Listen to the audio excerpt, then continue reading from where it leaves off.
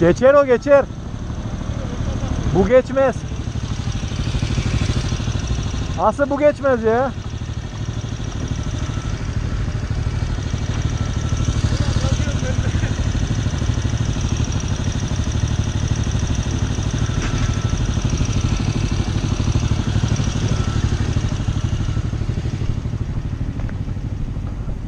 Ya senin motor geçer buradan ya. Vallahi başkan az önce Takıldı mı? tırmandım, takıldı. Benim scooter zor geçer asıl buradan ya. Ulan altı. Ulan ne ibnelik yapıyorlar var ya arkadaş ya. Vay neye kabarıyorsun ya? Anlamıyorum ki amına koyayım.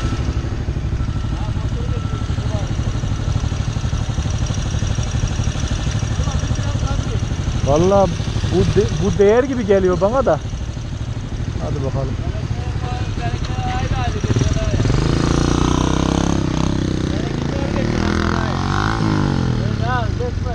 Otur motorun üstüne otur. Lan düşüvereceksin şimdi.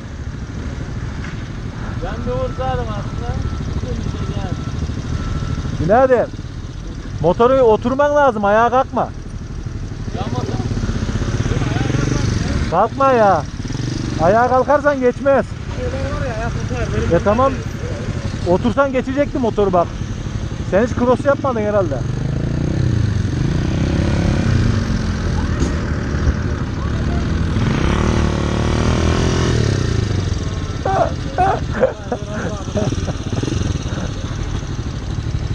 Lan iniver be. Bir dakika gazayım bari de rahat.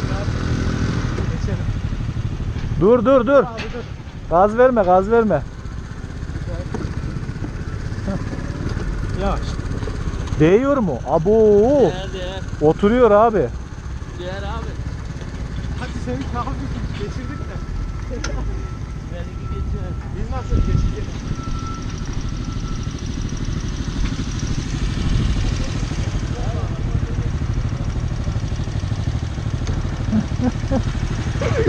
Maceraya bak amına koyayım.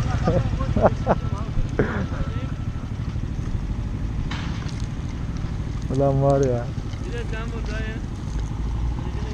Şimdi geçer ya. Yalnız şurayı atmamız lazım. Şöyle yayalım da. Aha, şuraya atmamız lazım. Buradan çıkmıyor mu? Buradan çıkmam da aynı benim buradan çıkar. Kimin? Sonra bayağı çamur. Hayır seninki çıkar. Kiminki? Seninki oradan çıkar. Gömülür. Çıkar seninki her türlü oradan. Benim tekerler böyle Tamam Ender o şey yap ya. Buradan geçer artık. Geçer.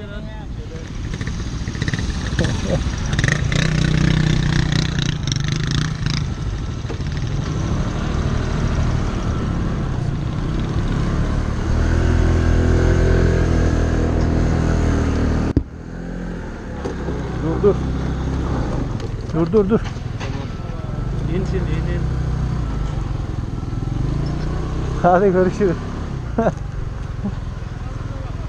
geçersin daha her türlü. Hop yavaş.